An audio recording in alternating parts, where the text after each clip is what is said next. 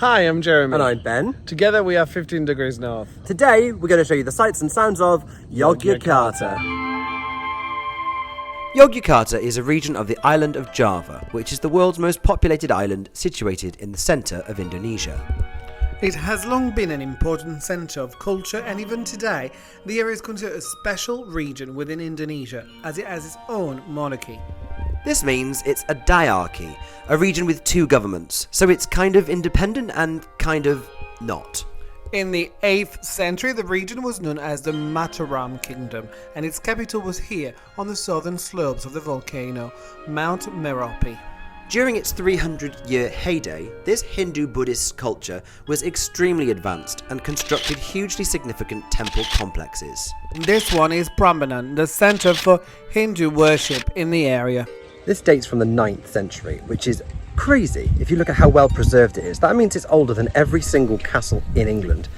Right next door, and I mean a mere 800 metres away, is Sewu, a vast Buddhist complex. Consisting of 249 temples, the name actually translates to 1,000 temples. It sounds like the builders just overpromised and underdelivered. Builders in the 8th century were clearly exactly the same as they are today. Sewu was built because the king was a devout Buddhist, while Prambanan was built because his successor was a devout Hindu. Makes sense.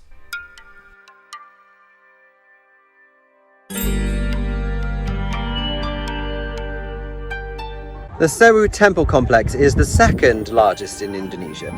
The biggest we're going to see tomorrow.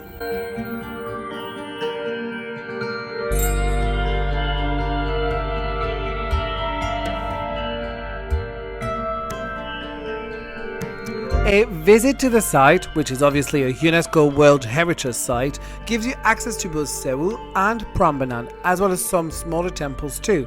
So our advice is to go in the late afternoon and do a full loop, ending back at Prambanan again at sunset. The largest Hindu temple complex in Indonesia is the second largest in Southeast Asia, after Angkor Wat. With 240 temples within the complex, its biggest sits at its centre, standing at 47 meters high.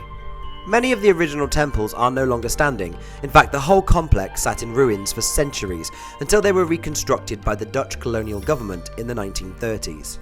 Before then, it had been completely swallowed by the jungle and was described by initial European explorer as piles of stones. Only 6 of the temples have been fully restored, so it's crazy to think that this whole landscape would have been crowded with these remarkable structures. 236 more of them, in fact. That's called math. That. Well done. Would you like a medal?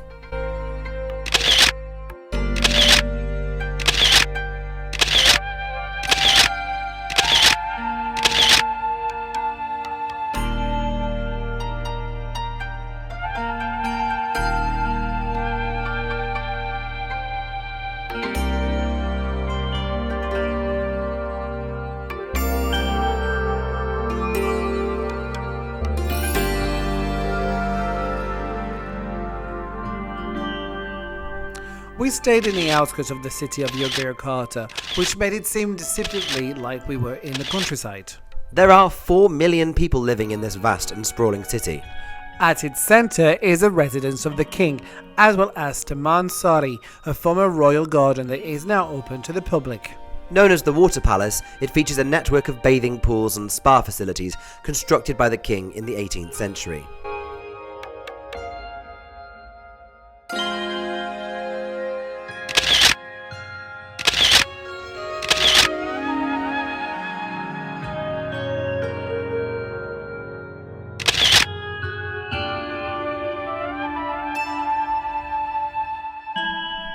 Then, of course, is Mount Merapi itself, the most active volcano in Indonesia, a nation pretty much made up of volcanoes. With a height of almost 3,000 meters, the best way to explore it is on a jeep tour of its slopes. It's a bit bumpy, isn't it? A little bit. Need to do something about the surface of the roads. Merapi has erupted many times, but many thousands of people live directly within its blast radius.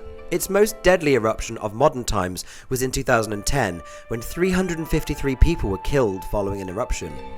On the tour, you'll see several sites destroyed by the eruption, but the volcano is known to erupt regularly, sometimes with several in the same year.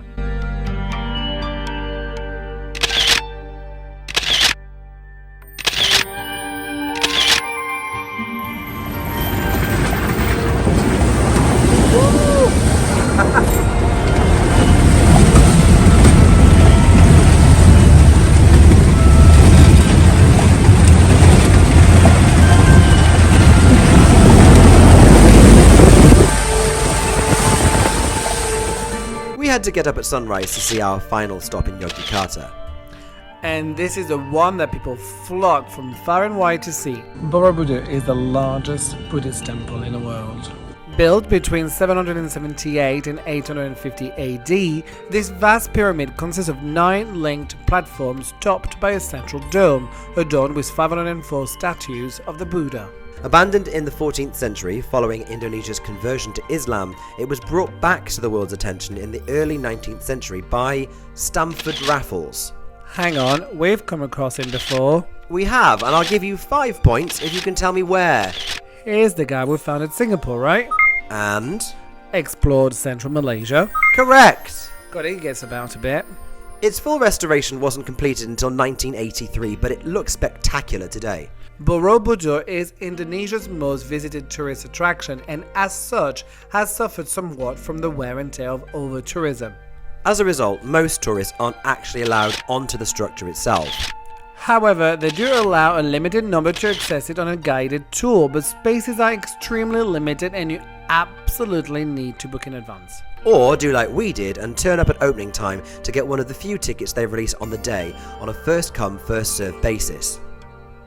But we warn you, getting tickets is intense. They opened the gates to the box office and people ran to get their spot. So we ran too, and we won. I think we were 2 of only a handful that managed to get the daily tickets. The family behind it did not succeed and they were seriously annoyed. I thought the wife was going to hit us at one point. Oh well, we won, due to athletic prowess.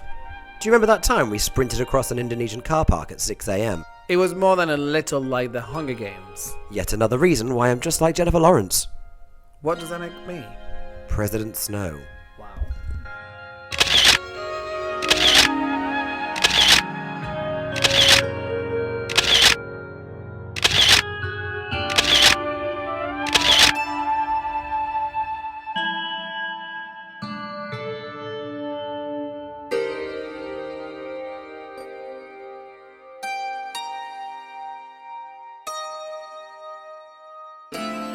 Thanks for watching. Be sure to like, share and subscribe. And follow us on Instagram at 15 Degrees North.